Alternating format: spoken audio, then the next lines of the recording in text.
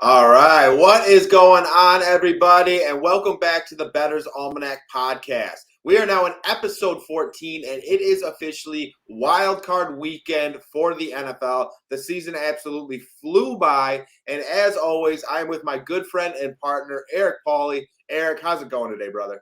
What is going on, Matt? Like you said, this NFL season absolutely flew by. Literally just yesterday, I feel like I was finalizing writing my win total report and getting prepared for all that nonsense. And now we're talking wild card playoffs, bro. But it was an amazing regular season in terms of betting, up over 54 units, hitting 60+%, and with over a 30% return on investment, which is just like ridiculous. And I'm not saying this to brag, like the proof's in the pudding, everything tracked by I have my friends who got all my plays and everything also tracked on Sports Memo. So, like, I don't know what you want me to say, guys. It was a hell of a season, and I hope you guys could catch me on the show. How you doing, Matt? How you feeling? Yeah, man, I'm feeling good about this weekend. Always excited to bet some NFL playoffs. I feel like that's when teams always try and bring their A game. Even if you're a little dinged up, you're going to play in this game. Everything is on the line, and definitely have some really exciting and intriguing matchups this week. And then, as always, guys, this podcast is powered by Sports Memo and sponsored by PointsBet Sportsbook, where right now it's time to get your swagger back with PointsBet Sportsbook. New customers can sign up using the code Almanac to get 5 second chance bets of up to $500. That's 5 straight days of second chances where PointsBet will match your losing wager in free bets. So use promo code Almanac and enjoy more live betting markets than ever before. PointsBet, your move. Gambling problem? Call 1-800-270-7117. And for this week, for Wild Card Weekend, you have to live bet any playoff game or run a same game parlay for any playoff game of at least $20, and you will be eligible for a $200 free bet that we will be giving away wild card weekend. So again, guys, that is over on Twitter, over on the Bettor's Almanac. You can tweet at myself as well. You can tweet at Eric. Any of those will get you into the competition. But again, guys, giving away a $200 free bet for wild card weekend of the NFL playoffs. Absolutely love that. And obviously it's playoffs. Like we said last time on the show, we are going to break down not only just this week's slate, but we'll talk some Super Bowl futures and whatnot. But Matt and I are kind of changing up the formula this week, and we're just going to go game by game, right? We're not going to have necessarily official picks and plays in every game, but we'll talk some strategies. And something that's very important to note, which I've talked about a lot on this podcast, is playoff lines are so sharp. And Matt will tell you in a little bit about a line that he sniped early, which he's got amazing closing line value on right now. But for me personally, I snoozed a lot in some of these games and unfortunately missed some value. But then you do have games like the Giants where that line hasn't moved really at all, in the Buccaneers and whatnot. But regardless, the best way to go about this right now is let's just break down every single game on the slate. So we're going to start, obviously, go right down the line. The Seattle Seahawks headed to the San Francisco 49ers to play the number 2 seed Niners. Seahawks happy to be there. I really wish, honestly, Matt, that your Lions got in. I'm not going to lie to you, bro. After watching the Green Bay game, and I took the +6 also, I wish we were seeing the Lions right now.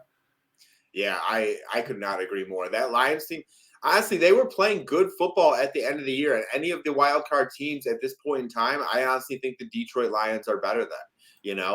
Even it really shows the character of that team. On top of that, to not be eligible to make the playoffs, to still go into Green Bay and just pretty much handle Green Bay. That entire game, I felt very good about the Detroit Lions there. And I wish Baker Mayfield could have got that done for us and beat the Seattle Seahawks. But hey, this is a team that's definitely up and coming in my eyes. I think next year is going to be a great year for the Detroit Lions. So just excited to see the progress that we made and excited to see what guys like Jared Goff did, Jamal Williams, DeAndre Swift, Amon-Ra St. Brown. This team has some pieces going forward. And if we can address that defense in the offseason, it's going to be a dangerous squad.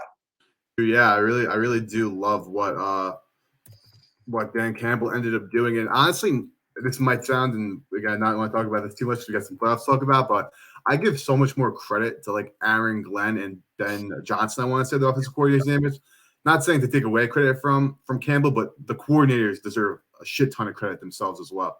Oh yeah, I think Ben Johnson's probably going to be gone next year. Unfortunately, like I hope that he stays, but I think he might get a head coaching job somewhere. Yeah, he certainly might get poached. Aaron Glenn also, bro. The Yeah. problems you guys had on defense and the way that you improved Yeah, the season speaks volumes to the coaching. But that's real. let's get into it. Niners Seahawks opened San Francisco -10, sat 10 for most of Monday, Tuesday, Wednesday. Slight move down to 9.5. Now I'm seeing a mixture of 9.5s, 10s, and even a 9 actually right now sitting at Caesars Sportsbook. Matt, Niners Seahawks, you have a matchup of, again, two teams that are playing for the third time this year. The 49ers had their number in both two games, but you also have two quarterbacks quarterbacking a playoff game for their first time. Geno Smith for the Seahawks, of course, the rookie Brock Purdy for the 49ers.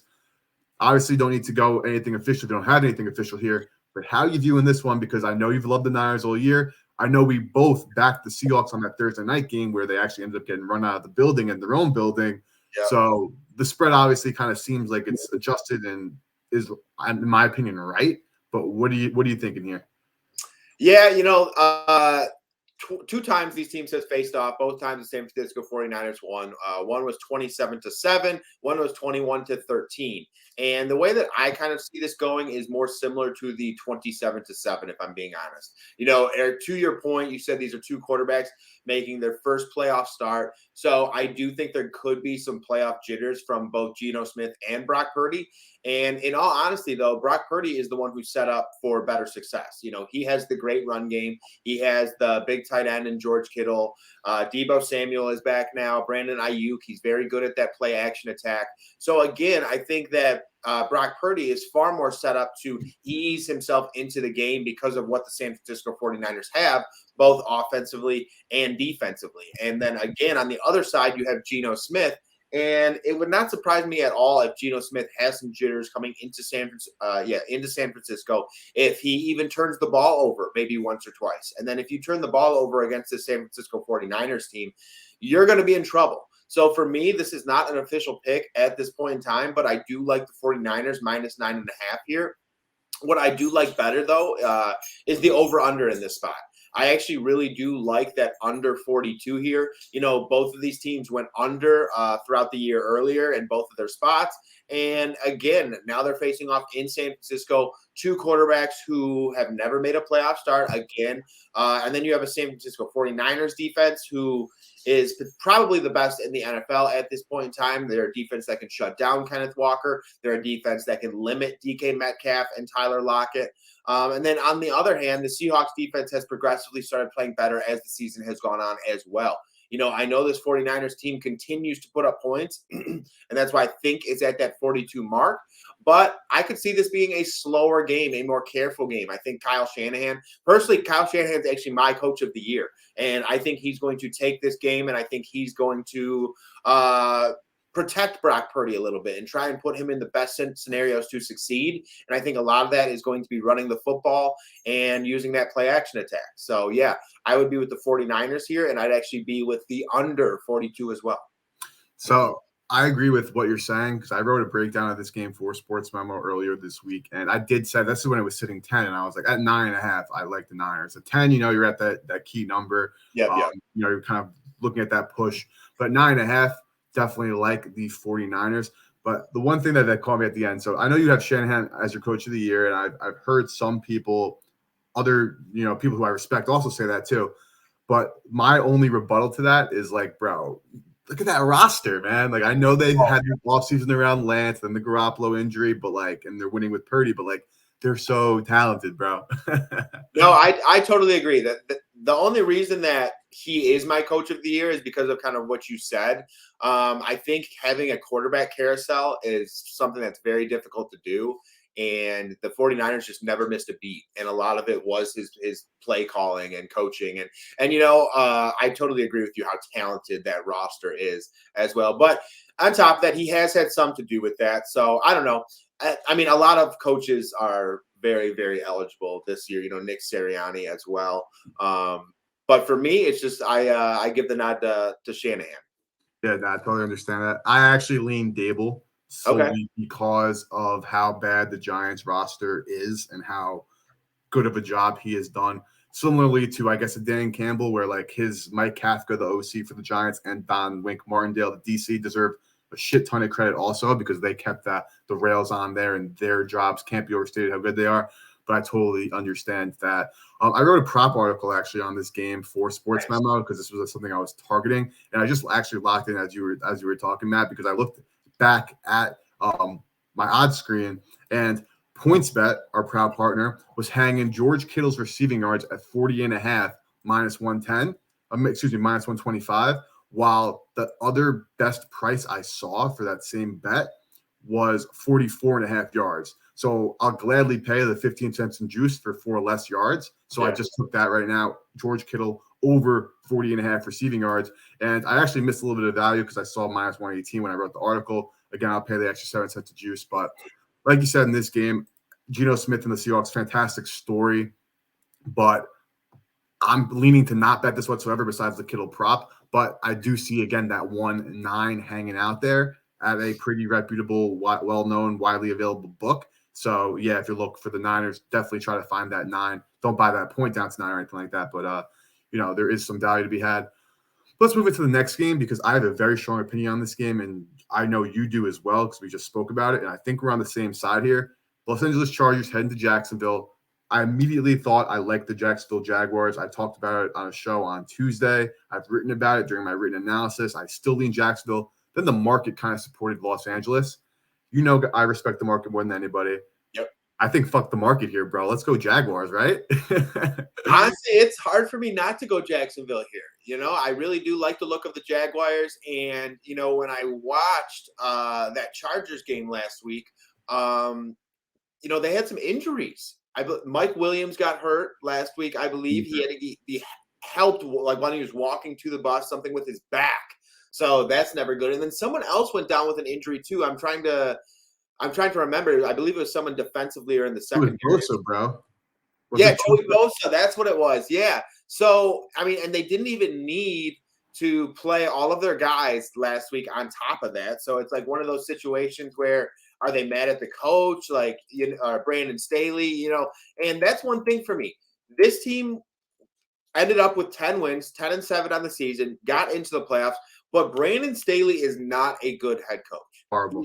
He is not a good head coach. He does not put the team in better situations. He makes terrible head coaching calls. You see it last week with Mike Williams and Joey Bosa, and then you see it plenty of times on the field. He's the offensive coordinator on top of that. He's the one who will have the team go for it on 4th and 1 from their own 30 sometimes or some shit like that. So for me, I like the Jaguars here. I know they didn't look exceptional last week, but they ended up getting the job done. And the guy that I'm actually looking to here as well is Travis Etienne.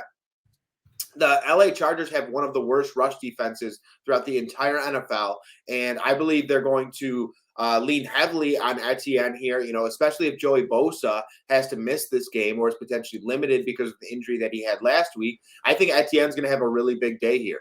And he's one of the more athletic running backs throughout the NFL. He's one of the more explosive. So, he's one big play away from getting, the majority of this rushing line on top of that. And I very much think this can happen in LA, and then again, I think Trevor Lawrence is going to bounce. Wait, this is in Jacksonville, isn't it? Yeah, it's in Jacksonville, bro. The number 4 seed. They won the South, bro. They're hosting. Yeah. My bad. Yeah, so honestly, I like the Etienne play even better, that being in Jacksonville in front of that home crowd. And then 2, Trevor Lawrence did not play very good last week. He's been having a great season. The guy's been making some incredibly impressive throws. So I think he's definitely going to have a bounce back spot at home against the Chargers on top of that.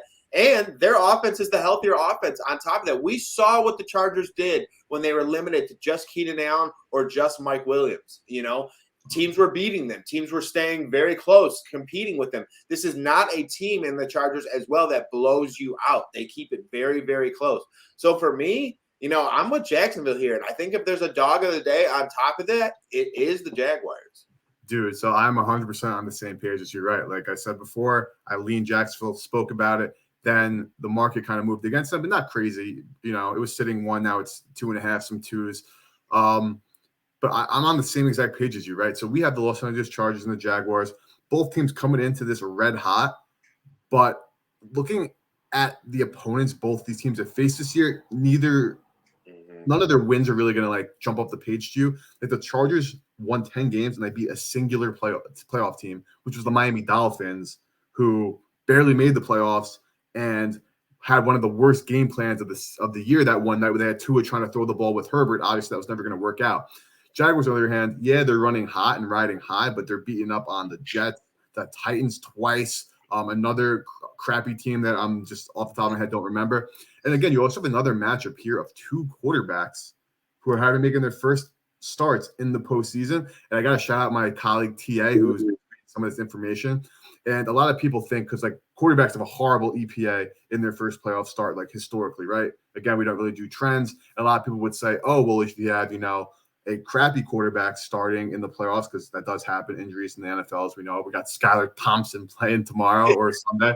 But a couple of things to note. Patrick Mahomes had the 85th out of the 90th best start, aka the 5th worst start of any quarterback in his first career postseason game. Lamar was 56th out of 63rd at the time. Josh Allen, 68 out of 86. Jalen Hurts, 32 out of 35. Deshaun Watson, 53 out of 62. Kyler Murray, dead last, 57 out of 57 at the time. So we're talking EPA, obviously not only on the quarterback, but we're talking specifically for the QBs in their first start. Some of the best players in the National Football League did not perform well in the postseason to start.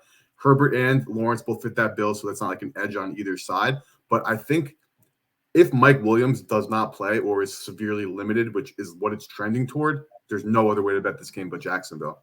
Jacksonville plus 8.5 in any teaser lock. I mean, a lot of these sports books have been kind of gouging the prices of advantage teaser, so you can't get the standard 120. But if you do have an out that is allowing you to have Jacksonville at another leg at minus 120 or better, the Jaguars plus 8.5 is my favorite, teaser leg of the wild card weekend, 100%.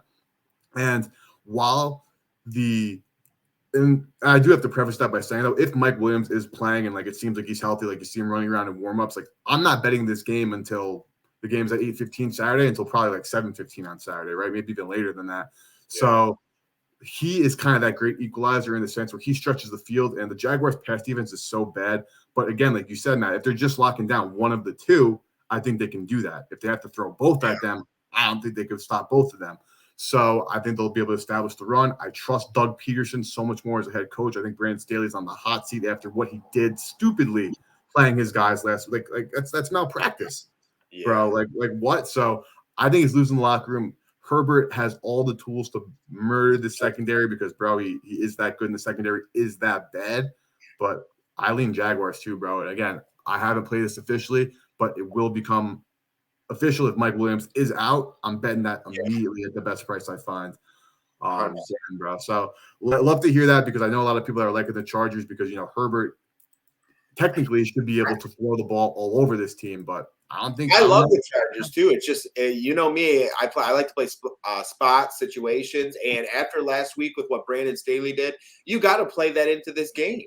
Mike Williams, if he doesn't play, that's enormous. Joey Bosa coming off that edge, that's enormous. Like, those are two of the most key guys that you can essentially pick for this LA Chargers team, and they might not play. And it's all in direct result of the head coach. So, it's tough not to look at him and give him a little side eye in this game, especially if they're down, if they go down early or something like that. I don't know if they can respond, and again, I love Justin Herbert. I love Keenan Allen, Austin Eckler, a lot of guys on this team. But, I just don't think it's a great spot for him. And getting points with the Jacksonville Jaguars at home, a team that already went to LA and spanked the shit out of the Chargers earlier this year, I don't think they're going to go out and spank them again. But, I do think the Jaguars can go out and win this game or at least cover this 2.5 spread. No one keeps games closer than the LA Chargers. I'm with you. I'm with the Jaguars. Yeah, I think that's definitely why the spread will never touch 3. If it touches 3, I guarantee it'll be at 3 for, when I say a minute and a half, I mean a minute and a half. If that touches 3, I guarantee you every sharp is going to be on Jacksonville. It's going to come right down to 2.5. We've already seen it trend back toward 2, back to 2.5. So that's where it's sitting. And, we always look to try to beat the closing line. But if I'm getting the 2.5 points still right before kickoff with Mike Williams severely questionable or looking clearly hobbled, I'm betting Jacksonville as well. And again, your leg even now, 8.5. You gotta look that way. I think that teaser leg is a great option. Even teasing the past 2 games we talked about, taking the Niners down. Yeah. Taking the Niners down and taking this one. That's a great two-team teaser right there in my eyes. Yeah, And, no, I agree. one thing I was going to say too that I failed to mention is Trevor Lawrence and his athleticism. You know what I mean? Not having Joey Bosa come off that edge. Joey Bosa is a very athletic edge rusher. He's fast. He's one of those guys who can chase you down. He can get that angle and try and prevent a first down. And Trevor Lawrence is a very athletic quarterback. He can get outside that pocket. He can extend the play. He can pick up key first downs with his legs as well. So I think that's something that we'll actually see in this game on top of that. And I'm willing to back the Jaguars and Trevor Lawrence. Like you said, I'm waiting on official injury news, but if that news happens, I'm Jaguars. I'm Jaguars too, bro. I really am. I took for myself, not going out to clients, because obviously the degen in us gets the best of us. Can't say that about you because you take your fucking parlay bombs and you're cashing out plus 4,000s like literally like it's nothing. So if you guys aren't telling Matt those parlays, yeah, it's bro, it's amazing. But I took a parlay of the Jaguars and the Giants because I kind of like them both on the money line. Screw around. Not fully condoning that, but I do look that way. But let's get into Sunday slate. We got a lot more to talk about here. This is a matchup that I personally want nothing to do with. The Miami Dolphins heading to Buffalo. Tua Tagovailoa not playing. Skylar Thompson or Teddy Bridgewater. I haven't seen an official ruling there of who's going to play. I feel like it's probably going to be Thompson, unfortunately, because Bridgewater's been dealing with so many injuries. I thought that 9.5 for Buffalo was a little bit much at first, and it's already shot up to 13.5 on the Tua news. I have some serious concerns about the Buffalo Bills, man. So, like we talked about last week, and again, not trying to be insensitive here, but sometimes in sports, as we've seen, like tragedy does spark, a resurgence and lead to sometimes some good things on the field. However, the Bills over the last couple of games, man, they look really fucking beatable, bro. Like, am I tripping there? Or like they really don't look that good? No, this is a team that like all year long I haven't had a ton of faith in, if I'm being honest. Early on in the season, maybe week 1 through week 6, you're looking at this roster and you're like top to bottom, this is a damn good football team. This is probably the best team in the NFL. Then the season progresses, and they lose Von Miller, and then you see Josh Allen kind of choke it away a couple times. And I've seen this guy choke it away too many times in the playoffs to back him once again. And I'm not sitting here saying the Dolphins are going to come out and upset the Bills with Skylar Thompson or anything like that. But, I agree with you. I think this is a very beatable team. I think that the Chiefs have a better chance. I think the Bengals have a better chance on top of that. There's just something when you're comparing quarterbacks like Patrick Mahomes and Joe Burrow. To me, I just think they've got that swag, and they're those guys that I can put that confidence in to get me to the next level. Josh Allen, I'm not sure, just because when it comes down to the end of games, he has these fumbles or he forces these plays in the red zone and things like that. So, again, I do think that obviously they can get past Skylar Thompson and the Miami Dolphins in this spot. But, when it comes to facing the Bengals and the Chiefs, I'm not sure if I'm going to be back in the Bills, and to your point, once again, it's a 13.5 spread. It's tough to gauge this because of, with DeMar Hamlin and everything that occurred. Like you said, you do think it would spark them a little bit. And, they're facing a team that is pretty hobbled right now, probably a team that spirits are pretty low, being as good as they were early on in the season, midway in comparison to now. And probably spirits pretty low as well, knowing you don't have Teddy Bridgewater or Tua. You work this hard to get to the playoffs, and you have your third string quarterback out there. So for me, if I were to go anywhere once again, oh my God, I don't like this one at all. It would probably be the Bills. I guess it would probably be the Bills. I just see this being one of those games where it's like, I don't know, a 27-10 or a 27-13 or something kind of uglier and low scoring, where the Bills get out early, maybe at halftime and just coast the second half. So a game I'm not touching. I don't like this game at all, but like we talked about, we're giving you a pick and a play on every single game. And if I were to do anything, I think it would be Bills minus 13.5. And again, I think I side with the under here. I don't see the Dolphins being able to score a ton of points. Yeah, the total being 43.5. I don't think, because we've seen Buffalo, right? They've had their times where they like exploded on the Steelers, they exploded on the Titans. But again, earlier in the season, and the biggest issue for me is how bad the Buffalo Bills run defense has been, right? Like so many great teams, like it's like kind of contradictory in a sense. Like so many great teams in terms of offense win because they pass the ball really well. in terms of defense, obviously you want to slow down the pass, but like you get to a point where like you could do as much as you can against Patrick Mahomes, and like 9 times out of 10, though, he's still going to get mostly whatever he wants passing the football, right? Yeah.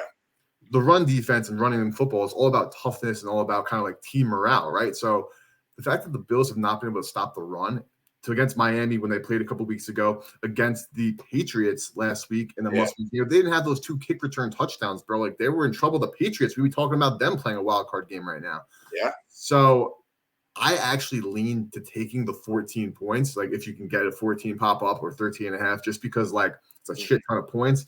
Obviously not going out there and putting my hard-earned money after an amazing season on Skylar Thompson. And like, yes, I'm betting prices, not teams mostly, but yeah, this is something where I'm going to dive into it shortly after the show. I'm just going to look toward Miami Dolphins rushing props. I know Mostert leads that team in attempts. Jeff Wilson gets some attempts. I'll see who's healthy and who's been getting the carries. I think Mostert was a little banged up, if I'm not mistaken. Yeah, he's actually doubtful, Mostert. So I'm going to be looking toward Wilson. If his prop is low, and let's see, I'm honestly going to pull up right now. Let's see if I can get a quick line in right now. Oh no, they don't even have Jeff Wilson player props up yet, bro. Like that's how crazy it is, bro. So yeah, I would lean though.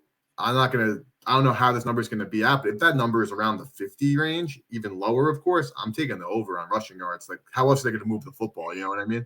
Yeah, for sure. That's a good point.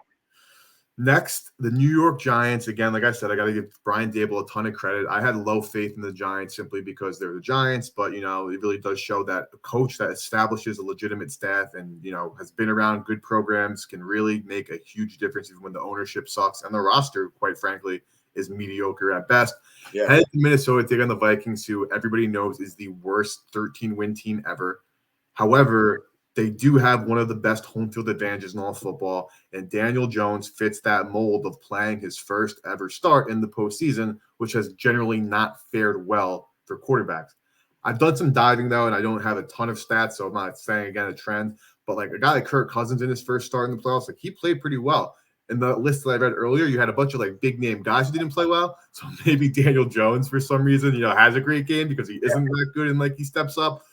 I lean Giants with the 3 just because you're giving me 3 points in a game I really think is the same. I would also even lean Giants money line, but I could definitely see the argument for the Vikings. I mean, they're the worst 13-3 team, but they're not a bad team per se. I'm curious what you're thinking here, Matt. Any thoughts on Giants Vikings, or what are you kind of thinking here? And this one, again, I don't have an official play on this game. The official plays that I'm going to potentially have are, like we talked about Bengals, but I got that line very, very early in the week.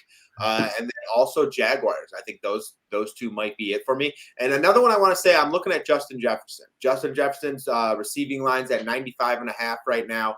I think he's in a great spot. It's, in Minnesota, in the Dome, against the New York Giants, who have a mediocre secondary. So, again, I really do like that look of Justin Jefferson here. And I think he might be that guy that Kirk Cousins looks to early because the whole Vikings team responds when Justin Jefferson gets going, does the gritty in the end zone, everything like that. But for me, I do think this is going to be a close game, but I actually side with the Vikings here. I don't think the Vikings are a very good team, to your point. But if I'm being honest, I don't think the Giants are that great of a team either. And when I put these 2 teams on paper together, I do think they're fairly even. But I do think Minnesota has more firepower on offense to go out and make things happen. I do think Minnesota could make a play or 2 that could give Minnesota the ball in favorable position and make this so the New York Giants have to backdoor cover and land exactly on that +3 or end up missing it late in the game.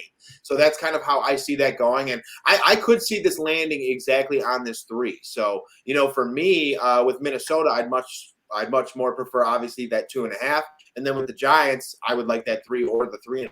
And if this was a Giants line at 3.5, I would probably be taking that 3.5. And then again, like I said before, if it was Minnesota 2.5, that's where I'd be siding there as well. But yeah, this is definitely one of those games I could see landing on 3. I think this is a sneaky, very good game. I think this could potentially be the best game throughout the entire wild card weekend, and I'm pretty excited to see it. But if I'm being honest, I'm probably more confident in the Justin Jefferson than I am even the Minnesota Vikings pick or anything like that. I think Jefferson definitely has a good game, but for me, if I went anywhere, I think it'd be Minnesota.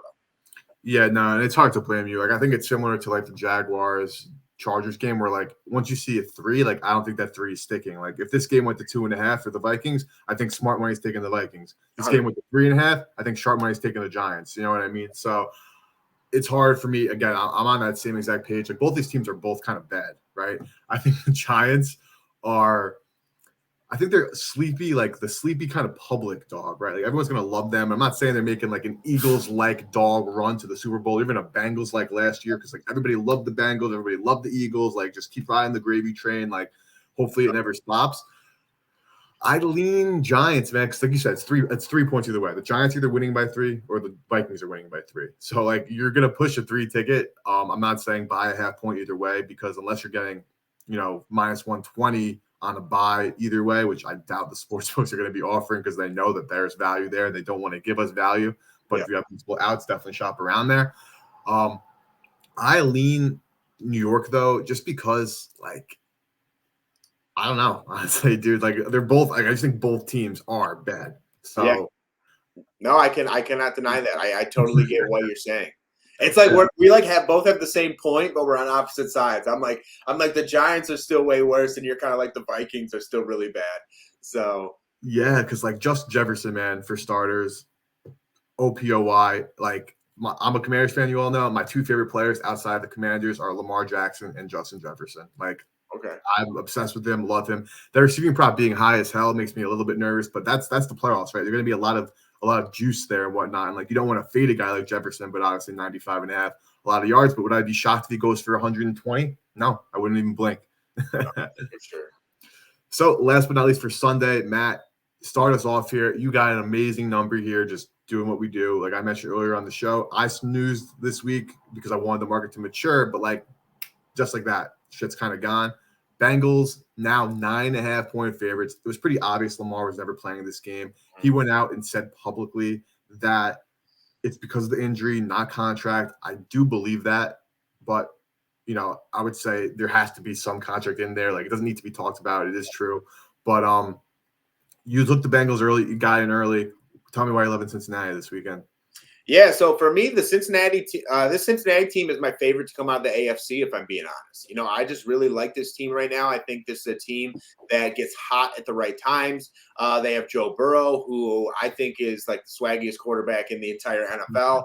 And he's just a guy that I like to put my faith in. When you're betting in the NFL playoffs, a lot of the time you have to put not only your faith in a team, but your faith in a quarterback. And out of the AFC, I really do like Joe Burrow and the Cincinnati Bengals. I think the Kansas City Chiefs are obviously going to be very tough, but I see holes in that team. I see holes in that Bills team. And again, I think the holes in the Cincinnati Bengals team lie with that pass rush a little bit and things of that nature. But last year in the playoffs, that is when that defense picked it up. And I think they're going to start this weekend against the Baltimore Ravens. This line, I'm not sure what it opened at. Was it 6? 6.5. 6.5. What I saw, yeah, like different books have different, like FanDuel, like they'll put out a 5.5 like before the games even start, but the limit's like $100. They're not taking real action on that. So Okay. the openers that I track from Sharp Books 6.5. Gotcha. Okay, that makes sense. And so I actually grabbed the Bengals at 6.5, and a lot of it did have to do with the Lamar Jackson news. And I shouldn't even say news, but like seeing him on the sideline and how he was interacting, his mannerisms throughout the team, his tweets as of late. Like there is something going on with Lamar Jackson and Baltimore, and it seems like there is somewhat of a rift there, and it could be creating a rift throughout that Baltimore Ravens team. And we talk about teams who we don't think are very good in the playoffs. We talked about the Vikings, the Giants, Jaguars, whoever, but I think this Baltimore Ravens team is kind of in that same scenario. This defense is very, very good. There's no doubt about that. When you can stop the run, a lot of the time it's going to keep you in every single game. But offensively, since Lamar Jackson went down, this team has been struggling to score 20 points. And when you're going to go up against a Cincinnati Bengals team who has one of the most prolific offenses in all of football, Jamar Chase, T. Higgins, Tyler Boyd, Joe Mixon, Hayden Hurst as well. I think Hayden Hurst is going to be a guy that Joe Burrow looks to across that middle, sitting down in zones throughout the playoffs, probably have a couple touchdowns in the throughout the playoffs as well. I really like the look of this Cincinnati Bengals offense at this point in time. And when you're comparing it to a Baltimore Ravens offense, who all they can do is maybe run the football somewhat with J.K. Dobbins and Gus Edwards, and when you're able to focus on that, you're able to limit it. It's not that crazy. It's not rocket science. So again, and Tyler Huntley might not even suit up on top of that. So then you're going with a third string quarterback. It's just too much here. That's why I grabbed the -6.5 right when it came out. I thought this line would push up, and it definitely has. It's now at 9.5. And personally, I think I'd still back the Bengals at the 9.5. I think this could be a 10-point game, and I think this is going to be a game where definitely at risk of a backdoor cover or whatever it may be. But for me, I would still take the Bengals at the 9.5. I think here, especially with no Lamar, no Huntley, that's a big position for. I don't even know who their third string quarterback is, if I'm being honest. Anthony Brown, who played last weekend against them. Yeah. Yeah, so obviously it's his first playoff start. And what's he going to throw? Maybe 10 times, 15 times? So honestly, this over-under is at 40.5. I'd be going under on that all day, especially with the Ravens not struggling to score 20 points. Their only chances in this game is making it long as hell and rushing the hell out of the football. So, yeah, I'd be on the under as well. So I'm looking a little just alternative way to look at it. I'm looking at team total Ravens 14.5. That's obviously that sweet spot, the 2 touchdowns, but under, right? After that all day, bro. So I wrote about every single game for Sports by myself. Write that up after the show. I'm under that all day. Are you kidding me? This team is not scoring 2 touchdowns. I would be shocked. Dude, this team is so bad offensively. The fact that Greg Roman still has a job with the Ravens, because it's not like this is a new thing. Even with Lamar, over the last 4 seasons, their offense has been dog shit. Dude, that team is not scoring 2 touchdowns. You got that in my head now. 2 touchdowns and then some, bro. And then a half a touchdown. Yeah, so that's what I'm seeing. 14.5. I don't really have much to add here. At 6.5. Again, I slept this week. That's just bad handicapping on my part. I missed that. Again, in my write-up, I'm literally looking Bengals 6.5 take, Bengals in any 6-point teaser to be money line. If you could have got the Jaguars plus 7.5 in a teaser with the Bengals PK on Tuesday, that's a 10-unit max bet right there. But at 9.5, I kind of lean Baltimore just because it's so many points. It's the third time that they've played this season, and Huntley didn't play last week. It was Brown, and I think that was because they knew Huntley was going to play this week. So they're like, why even let him go out there and get hurt? 9.5 is a fuck ton of points, bro. Your 6 is safe as hell. They're covering 6. I could see a backdoor 9.5 there. Yeah, if it was Huntley, I would go with the 9.5. I trust him enough to keep that within a 9.5-point spread. And again, kind of my backdoor comment. I could just see a backdoor at the end of the game. Somehow Huntley takes them down, maybe gets maybe they're down, 10 and they need 2 scores and they kick that field goal just to bring it within that 7. There's a lot of scenarios there. Baltimore does have a very, very good defense. So yeah, if Huntley was playing, that's probably the side that I would go. I mean, who knows? I could even middle that thing. Yeah, dude. You definitely, you 100% could. It's definitely on the table. I don't have the exact stat in front of me. I forgot where I saw it, but it was teams that are on 8 or more game win streaks, like the Niners are and the Bengals are, in the first round of the playoffs are abysmal against the spread. I think it was somewhere in the 20 to 30% range. Okay. So another example of again, when we were talking about back at Thanksgiving, right? If you like a lot of these props on Thanksgiving or these spreads and you like the over, you should take them at open. But for the under, you should wait until as long as possible before the game starts, because the public money is going to juice that up, and you just go for the under because that's what you actually like. This is similar in the playoffs because the sharp action is already taking the side that they like to take. The market's moving. It's becoming more and more efficient. But then nobody's touching the Bengals anymore at 9.5. That's the time to get in on the Ravens. Not saying it's a foolproof or it's science, obviously bet what you want to bet at the end of the day. But if you didn't get the Bengals -6, 6.5, 7, 7.5, 8, 8.5, it's telling you to bet the Ravens at that point, bro. Honestly, that's kind of how I view that. And I think a lot of other sharp people would agree with that. No, 100%. I might end up doing. Yeah, especially for you with the middle. That's the completely. Yeah, that's a big middle too. I think you should. Yeah, I personally think that's a no-brainer for you on that middle. But That's why, like, because again, Niners are coming down a little bit, meaning some support has come to the Seahawks. But if you see a Niners at like minus 8.5, I would jump on an 8.5. Yeah. Missing the 10, but like a game again, like the Dolphins game and the Bengals game, the value on the Buffalo Bills and the Cincinnati Bengals are gone. Like you really cannot bet those two teams at this point, unless you're like shits and gigs, like want to have some fun, but you can't seriously bet those bets and expect to win on those teams. You got to look toward the Dolphins and Ravens at the current price. It's just how betting football works, just being honest here. Yep, I totally agree. Last but not least, Dallas into Tampa Bay. This is a shit show of a game for a couple of reasons. One, because both these teams kind of suck. Two, because the coaching sucks, which is going to be like literally like the differentiator here.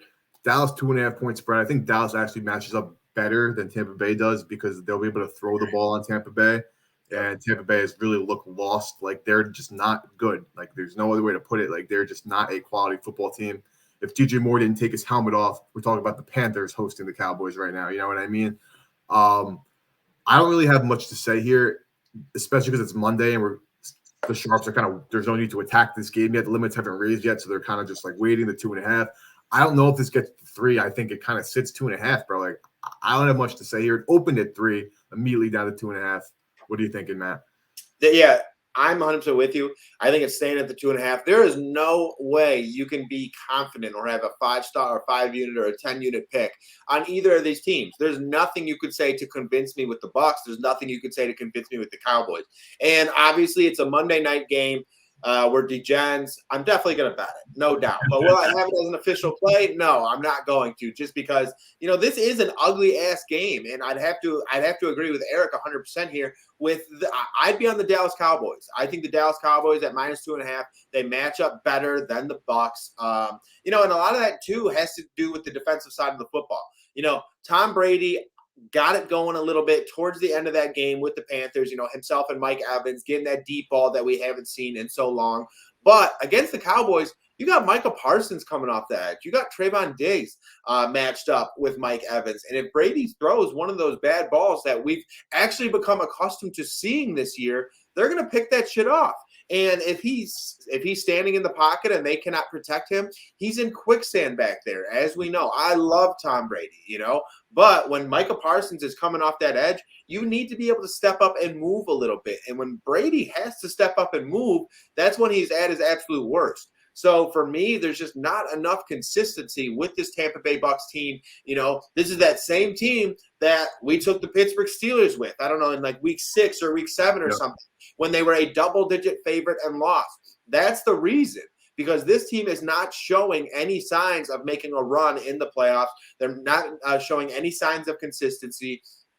Tom Brady, for the first time in his career, has been somewhat showing his age. And the only thing that I'm holding on to is how well he played last week, against the Panthers and with those deep ball, the 3 touchdowns with Mike Evans. Like, we've all been waiting for it, and we finally got it. And now it's like, is it too late? Is it going to carry over? Like 100%. For me, I don't think it carries over. I think Dallas's defense is too good.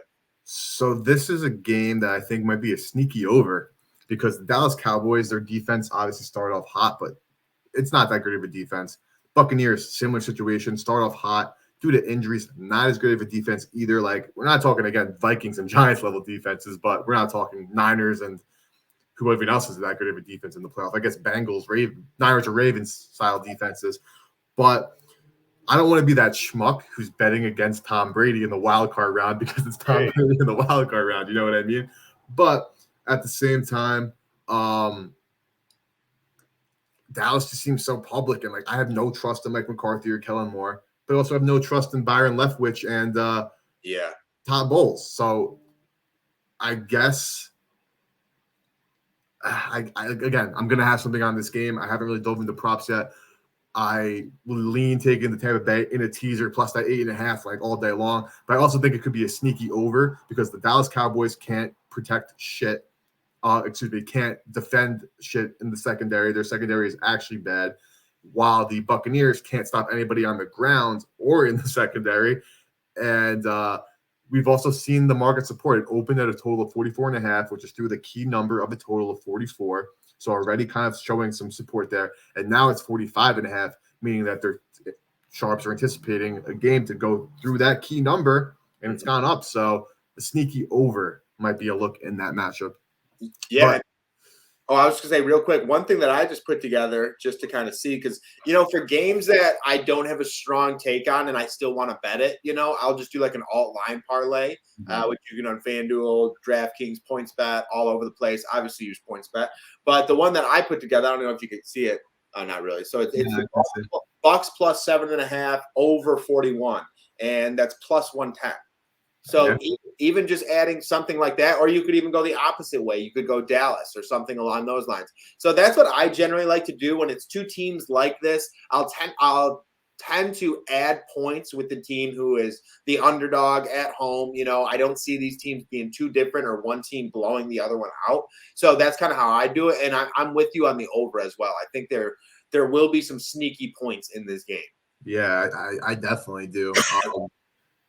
Again, we got to go look at some prices personally and to look at some prices of what's going on because, again, on some of these sports books, not points, but others, I've been trying to do a 2-team teaser, normal teaser, 6 points, Jacksonville plus 8.5. And back then, Bengals minus 0.5 to PK, and they're giving me minus 127, bro. And there's no value. The value is gone, right? Like, minus 120 is the worst odds you should bet a 6-point teaser at. And that's just the facts of the math. And that's things I've learned from people much smarter than I am. But obviously we're going to have a show going forward, but real briefly, Super Bowl predictions right now before we have anything going. I got to add yours in there. I'll go first. I'm going Bengals-Niners. Bengals over the Niners. It seems kind of square because both these teams have won 8+ games at this point. It's going to be double-digit win streaks, which is obviously tough.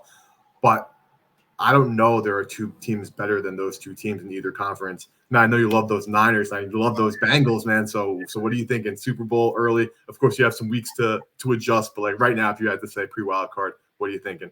I mean, so beginning of the season, preseason, I put a $100 bet on the Niners. I believe at that time they were plus 1,400, so got decent odds there. Mid-season, I put a bet in 49ers over the Bengals Super Bowl plus 3,800. So I'm very similar with you there, but I just got San Fran squeezing it out over the Bengals, and I think as this season has gone on, I'm not going to lie, like this Cincinnati Bengals team has really impressed me. I think they have the most prolific offense potentially in the NFL. I think they do in the AFC. And I think with this Kansas City Chiefs team, once we get to the playoffs, once we get to the more difficult games, I think the Bengals can definitely sneak up on them. And as you know, with the Bills, I'm just not there with Josh Allen. He's kind of in like a prove it mode to me. He needs to prove something to me before I put my money on him. But I feel comfortable with the Bengals. I'm 100% with you. I think that these are the two teams playing the best football at this point in time. And I do think an Eagles-Niners matchup could be an insane matchup. But because of that 49ers defense, I think they offer something that a lot of teams don't offer. Someone who's facing Jalen Hurts, keeping him in that pocket. Someone like Nick Bosa, who has the ability to actually run down Jalen Hurts. And another thing with this Eagles team, they have been blessed with an easier schedule this year. When you face someone like the 49ers, sometimes you get shocked with how good this team is, how physical, So, again, I love my Niners, baby. I still got the Niners winning the Super Bowl. I don't even care who's at quarterback.